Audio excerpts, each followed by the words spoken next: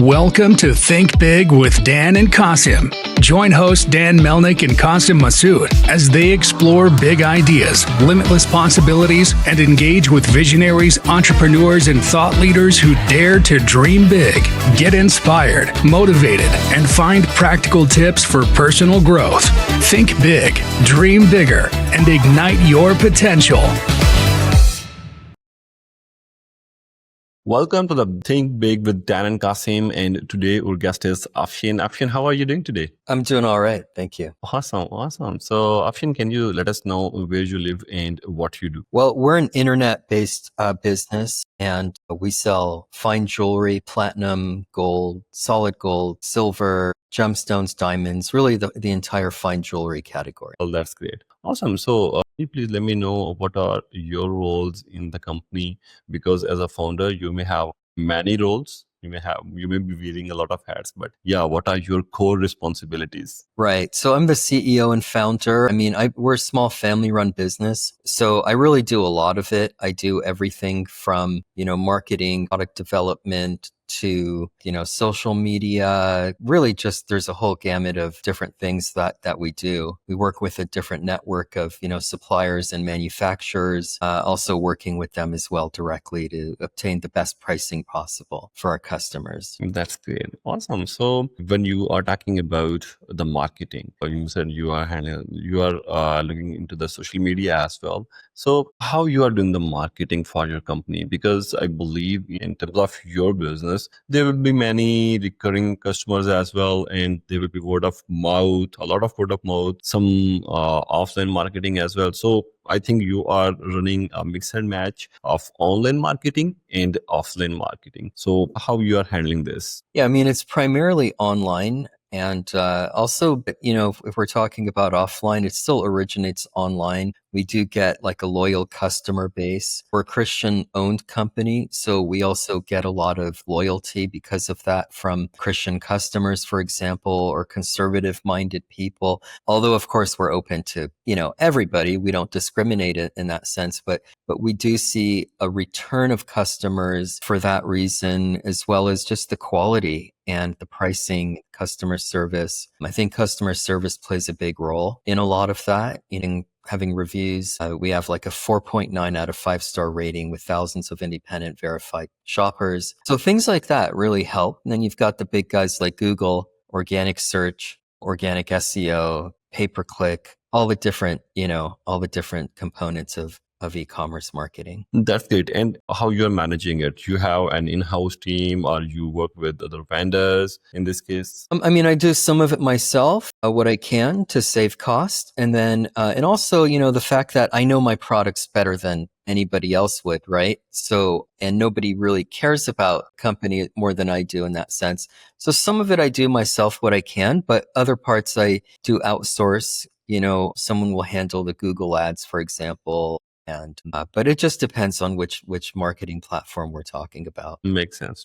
So obviously there are a lot of platforms, obviously, and some of them can be handled easily, and some of them do need a lot of strategy. But yeah, that completely makes sense. So in terms of your short-term goals, how you define the goals, on what basis you define your short-term goals? Our short-term goals are, simply it's sales and margin, right? If we're going to be honest, as a company, our goal is to sell products, to sell high quality products, but also to interact with our customers. I enjoy the interaction that I have with them. I often will answer the phone and speak with them and get a sense of what they're about and what they're doing. And that's a part of that, the customer service. So the day-to-day just interaction with our customer base is helpful. It makes sense. When you are planning the goals at that time, like obviously you will be taking care about the margins and revenue for sure. Do you add new products frequently, or you think like adding new products frequently is not your focus? Oh yeah, that's a big focus. We're trying to add daily new products. We're at over 12,000 unique products right now. We add a few thousand at least every year. And so there's a pretty wide range of products. And we're always developing new products because we also do custom jewelry. We'll do custom pendants, custom rings. All of these are in the finer metals, like, 18 karat gold, 22 karat gold, platinum, and of course 14 karat as well, and silver. But because we have a unique access to these higher metals and custom pieces that are your everyday run of the mill type products, we really do well with new products and product development and unique designs. Got it. Got it. So, who is your primary audience, and what are the locations where you are selling? I'm not sure if you are restricted to a state or the whole US. I mean, I would say over 99% of our sales come within the US. We're e-commerce. That is, we're in every state, but we're also global. I mean, we do get a very small percentage of customers from Canada, from the UK, from Europe. We can't ship everywhere. There's just certain countries that are, you could say, blacklisted, so to speak, due to fraud and import and export restrictions. Mhm. But that's our primary focus. But I would say the vast overwhelming majority are US customers, all over the States. Makes sense. Makes sense. In terms of, so you are selling everywhere, but who are your ideal customers? I mean, really, we have such a wide range of products that range from 5,000 Mhm. to 25,000. It just depends, but our average order value may be $1,000. People buy $300 items. People buy, $1,000 items. We really try to have a reach to your average jewelry shopper, that I would say is our bread and butter. And it's both men and women, because we have a strong focus on men's solid gold and platinum crosses. And so we actually do, and also gold necklaces and chains for men. So we actually do sell quite a bit to men, or often women shopping for their husbands or children or grandchildren.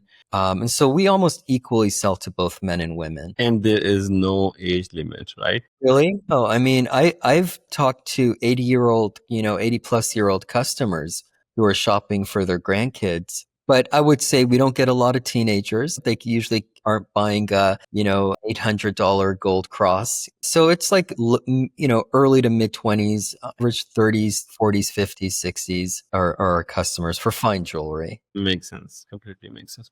All right. So, Afshin, I believe you must have many competitors as well, because right now in industry, I think every business do have a lot of competitors.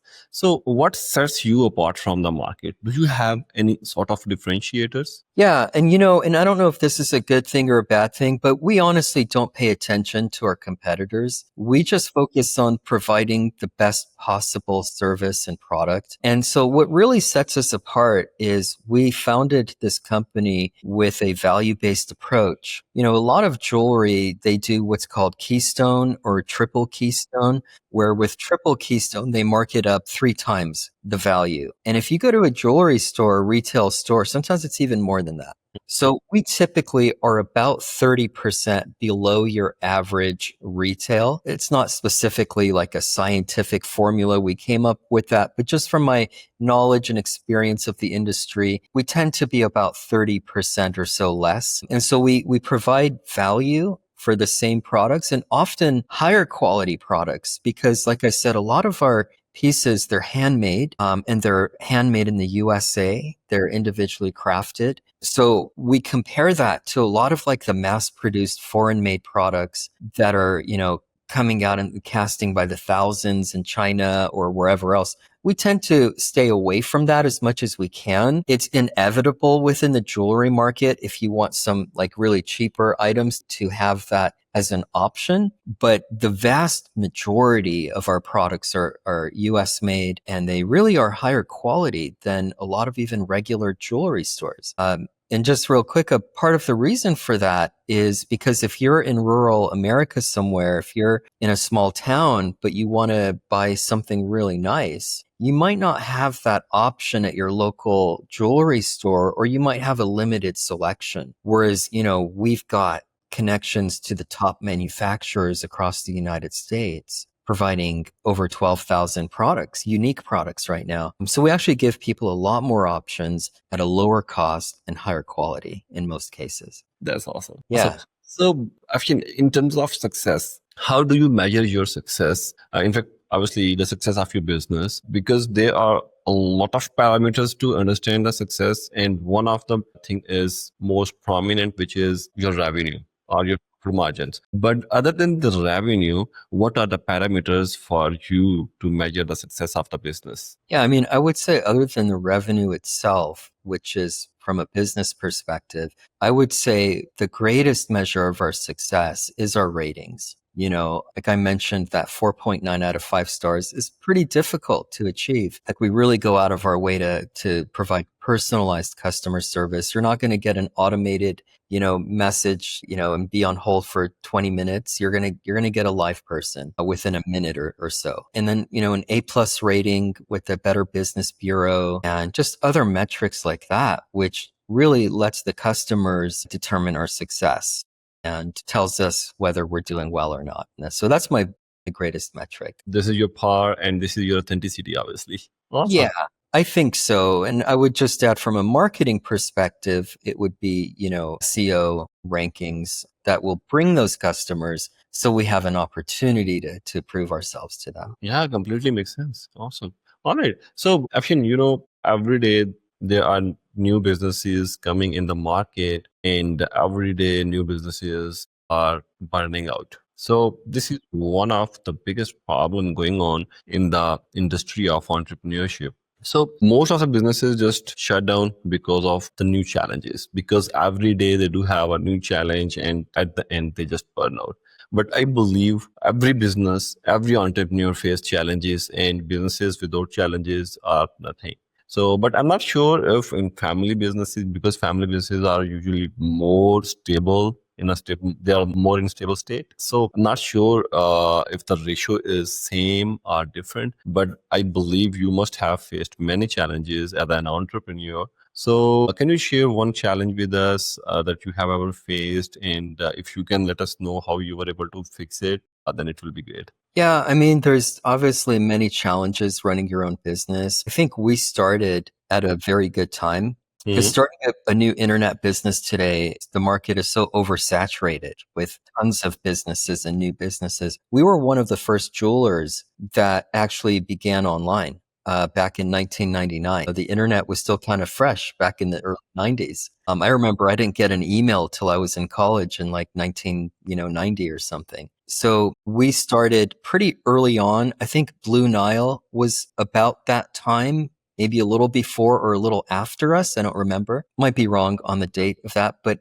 they were one of the ones I noticed. There was another smaller company that most people wouldn't have heard of. And then there was us and a few other little ones. And so I think getting in as an internet business before it was the trend really set us in a good place in terms of Google and just understanding the challenges. I think along the way, I mean, the biggest challenge, other than those first initial few years of business, which every business is difficult in the beginning, but I think the greatest challenge and constantly, even today, is the ongoing technological shifts, keeping up with the technology changes, keeping up with Google's algorithm. Even now, we've got AI coming into the market, into e-commerce, which I think is actually can be very helpful. We've recently begun using it as a tool in some respects for content creation, although you have to be very careful with that because you want to get high output of unique content and you want it to be, you don't want it to appear AI, both to the customer and to the search engines. You want it to be unique. So we really